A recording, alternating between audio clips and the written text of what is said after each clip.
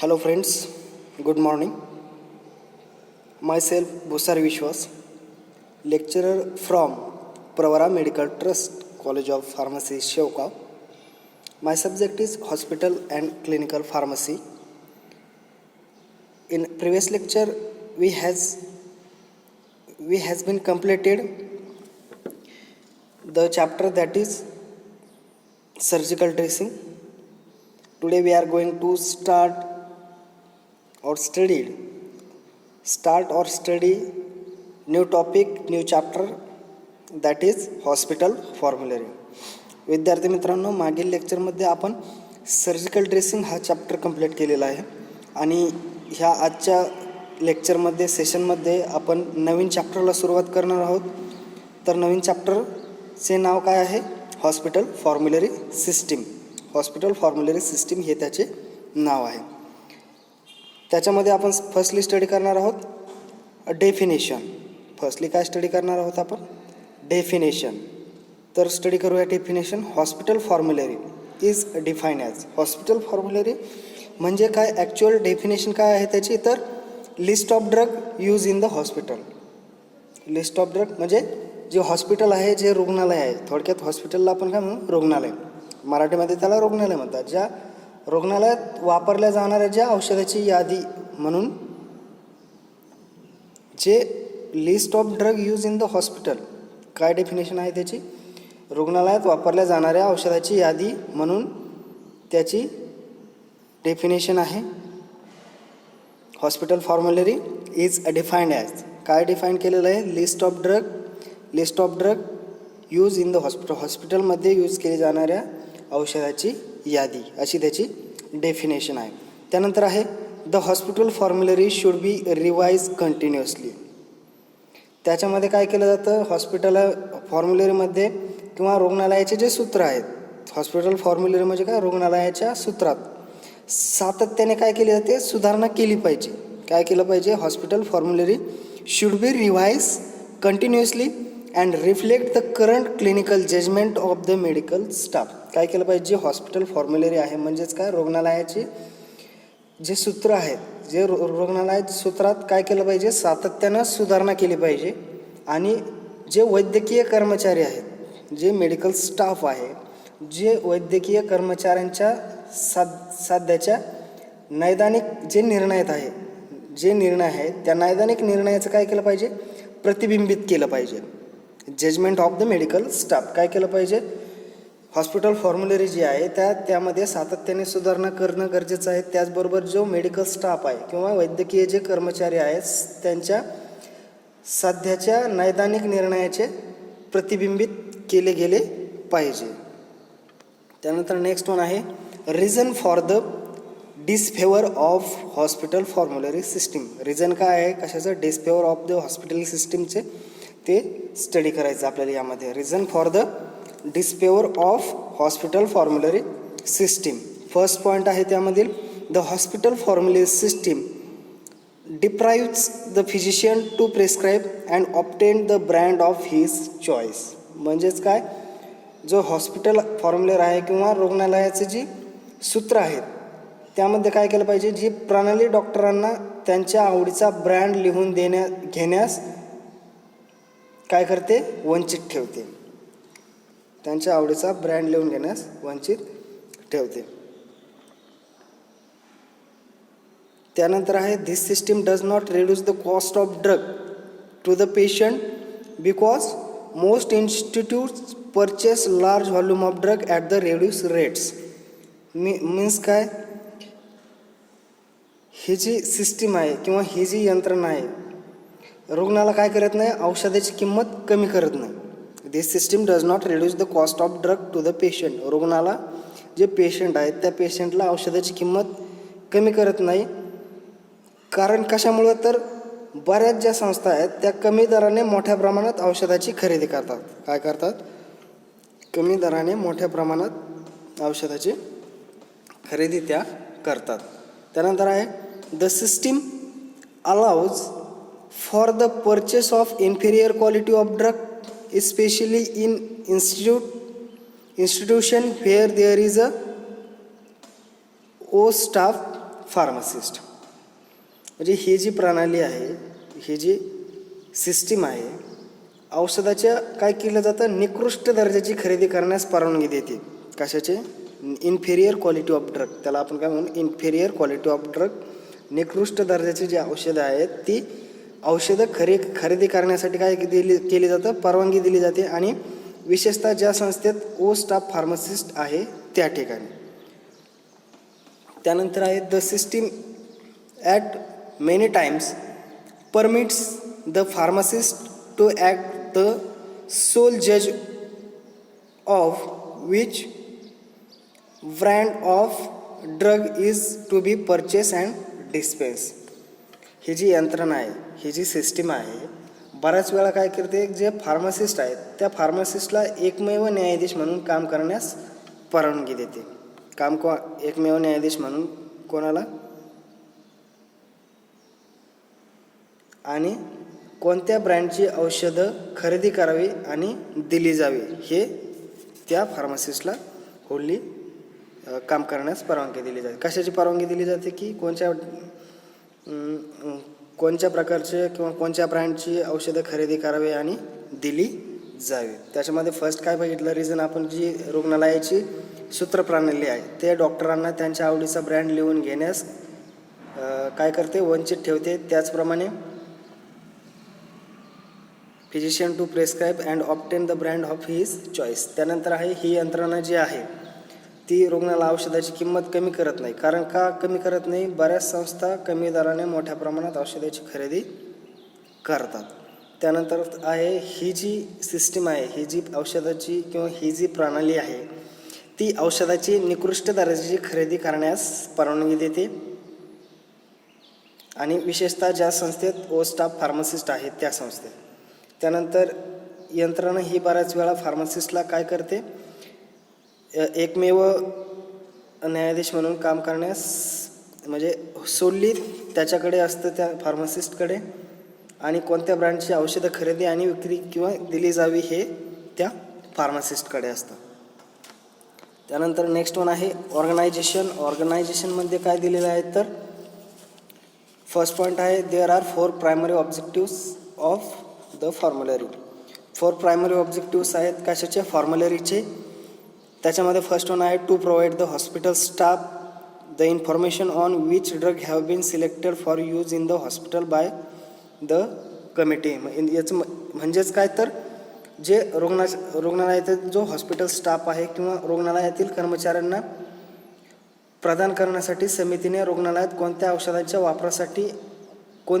वापरासाठी निवडली आहेत याची माहिती देणं गरजेचं आहे.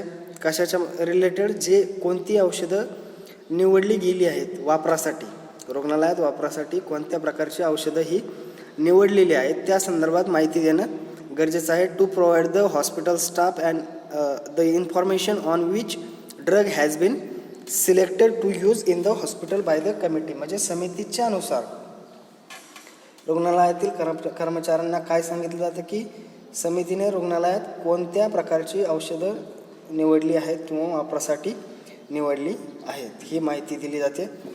त्यानंतर formulary provide staff basic therapeutic information about each selected drugs. जो फॉर्म्युलरी स्टाफ आहे त्या स्टाफला प्रत्येक निवडलेल्या औषधाबद्दल काय केलं जातं, त्याची जी थेरापॉटिक इन्फॉर्मेशन आहे, थेरापॉटिक इन्फॉर्मेशन म्हणजे काय, जे मूलभूत उपचारात्मक जी माहिती आहे ती त्या माहिती प्रोव्हाइड केली जाते किंवा सांगितली जाते किंवा प्रदान केली जाते. जो फॉर्म्युलरी स्टाफ आहे त्या स्टाफला प्रत्येक निवडलेल्या औषधाबद्दल काय केलं जातं, मूलभूत उपचारात्मक जी माहिती आहे, जे थेरापॉटिक कमिटीची किंवा थेरापॉटिक इन्फॉर्मेशन जे आहे ती माहिती किंवा उपचारात्मक माहिती प्रदान करते. त्यानंतर नेक्स्ट वन आहे it is also provide information on hospital policies and procedure governing the use of drug. आणि आणखी काय प्रोव्हाइड केलं जातं, इन्फॉर्मेशन प्रोव्हाइड केली जाते. कशाची इन्फॉर्मेशन प्रोव्हाइड केली जाते तर हॉस्पिटल पॉलिसीज. हॉस्पिटल पॉलिसीज म्हणजे काय, जे रुग्णालयाचे धोरणं आहेत त्याची माहिती प्रोव्हाइड केली जाते. त्याचबरोबर औषधांचा वापर नियंत्रित करण्याच्या प्रक्रियेची देखील माहिती केली जाते. जो औषधाचा वापर आहे त्याचं नियंत्रण करण्याची जी प्रक्रिया आहे त्याची देखील माहिती प्रोव्हाइड केली जाते. त्यानंतर नेक्स्ट वन आहे it gives special information about drugs. आणि स्पेशल इन्फॉर्मेशन दिली जाते कशाच्या रिलेटेड, ड्रगच्या रिलेटेड. त्याच्यामध्ये काय असेल मग, ड्रगचा डोस असेल, त्याच्यानंतर विविध औषधाचं सोडियम, त्याचा ड्रगचं डोसिंग असेल, त्याचा नियमावली असेल, विविध औषधाची जे सोडियम सामग्री आहे आणि रुग्णालयात मंजूर, त्याचप्रमाणे संक्षिप्तता यासारख्या औषधाबद्दल माहिती दिली जाते, त्याबद्दल माहिती दिली जाते. फर्स्टली काय बघितलं की काय प्रोव्हाइड करतं कर्मचाऱ्यांना किंवा रुग्णालयातील जे स्टाफ आहे त्यांना काय प्रोव्हाइड केलं जातं, जी औषधाच्या वापरासाठी रुग्णालयात वापरासाठी जी औषधं निवडलेली आहेत त्याच्या संदर्भात माहिती प्रोव्हाइड केली जाते.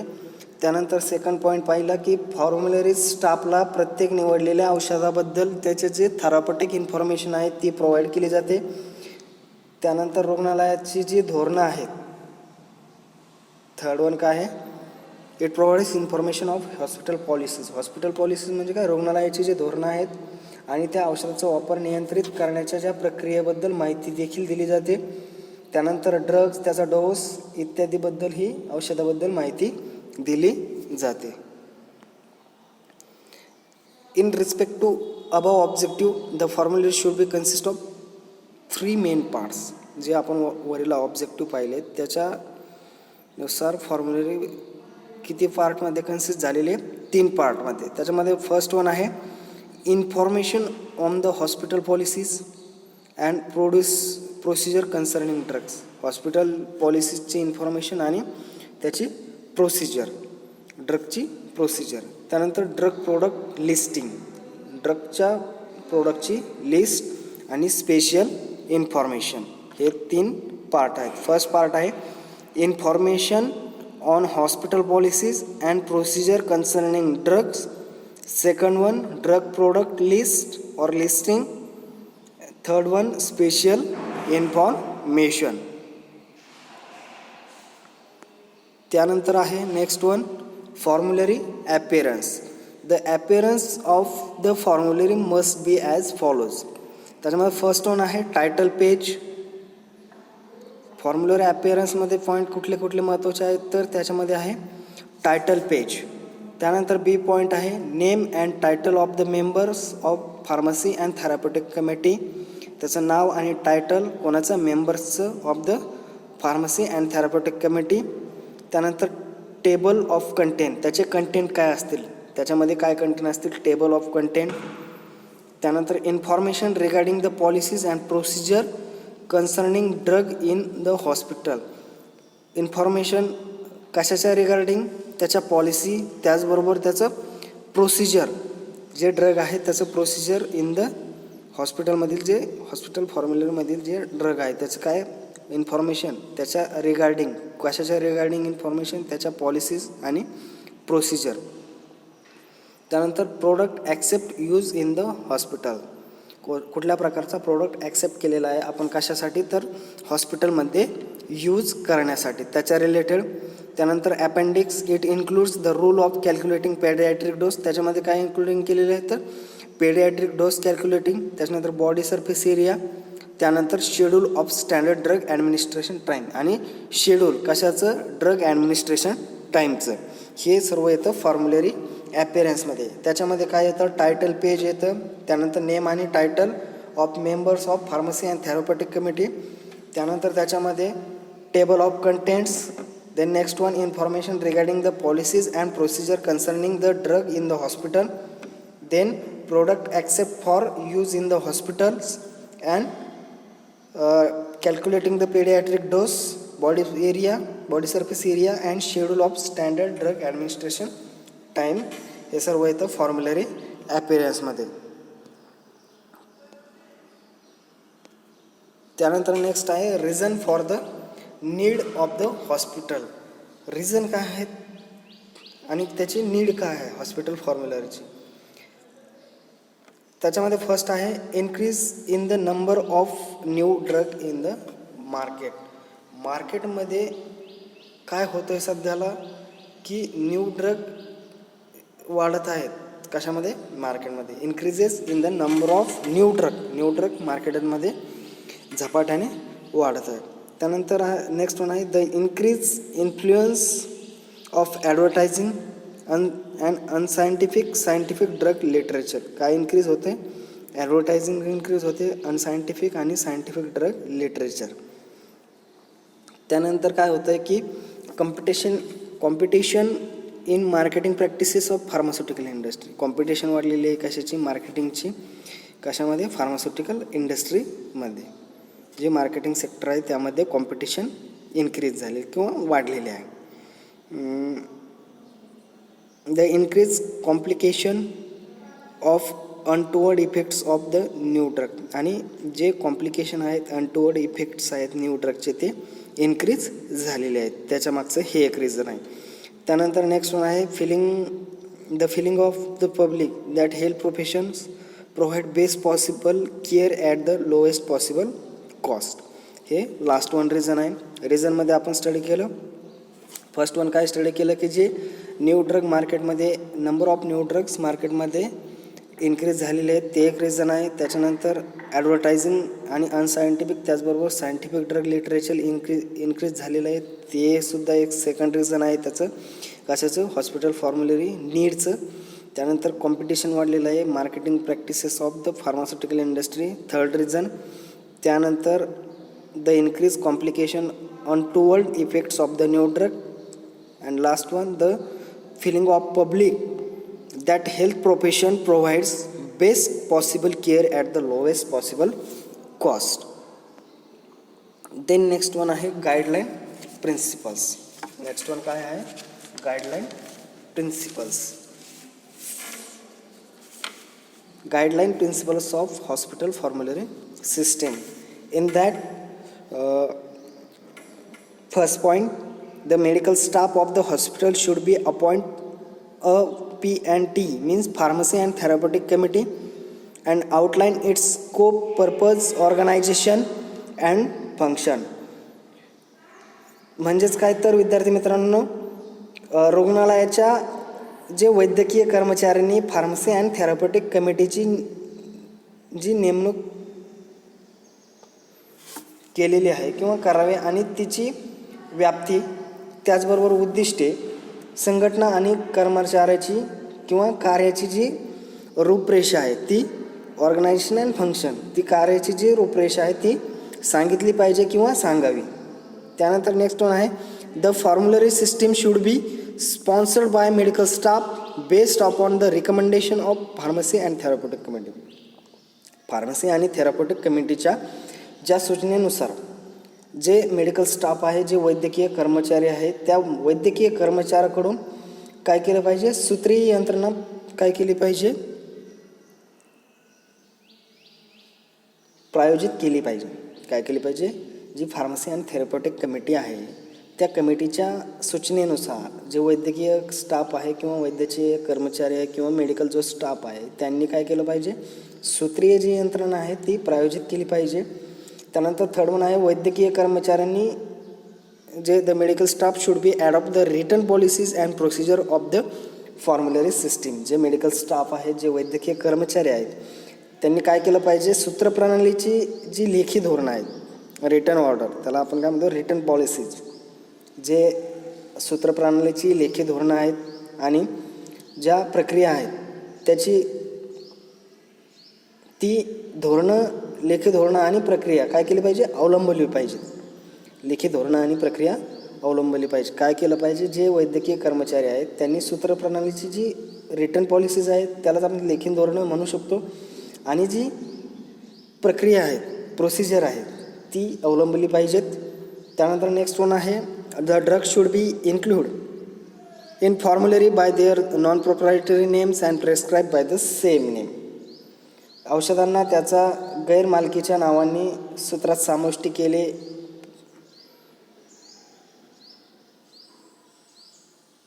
पाहिजे आणि त्याच नावाने लिहिलेले असावे. त्यानंतर आहे limiting the numbers of drugs available from pharmacy can produce substantial patient care and financial benefits. This benefits can be increase by using the equivalent. जे फार्मसीमधून जे उपलब्ध औषधांची संख्या आहे ती मर्यादित ठेवल्यास रुग्णांची भरपाई आणि जो आर्थिक लाभ मिळू शकतात. त्याचप्रमाणे समतुल्य वापरून हे काय केलं पाहिजे, फायदे वाढवता येऊ शकतात. जे आपण बेनिफिट्स आहेत त्याचे ते वाढवू शकतो. कशाप्रमाणे वाढवू शकतो, जे त्याच्यामध्ये समतोल ठेवून किंवा समतुल्य ज्याचा वापर आहे तो समतुल्य वापर करून त्याचे फायदे आपल्याला वाढवता येतात. त्याच्यामध्ये गाईडलाईन्समध्ये 5 गाईडलाईन्स आहे, प्रिन्सिपल आहेत. त्याच्यामध्ये फर्स्ट वन स्टडी केलं होतं आपण की the medical staff of hospital should be appoint a pharmacy and therapeutic committee. कोण अपॉइंट करतं, pharmacy and therapeutic committee appoint केली जाते. त्यानंतर outline it scope, purpose, organisation and function. Then next one, the formulary system should be sponsored by medical staff based upon the recommendation of pharmacy and therapeutic committee. Then the medical staff should be adopt the written policies and procedure of the formulary system. Then the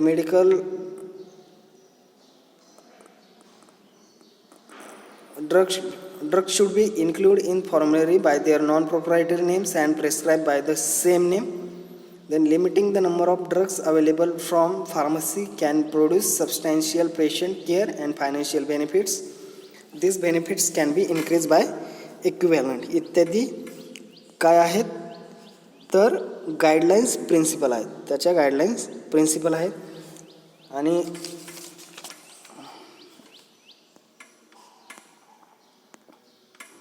thank you everyone again. Remaining part of this chapter will be studied in next lecture. Thank you again.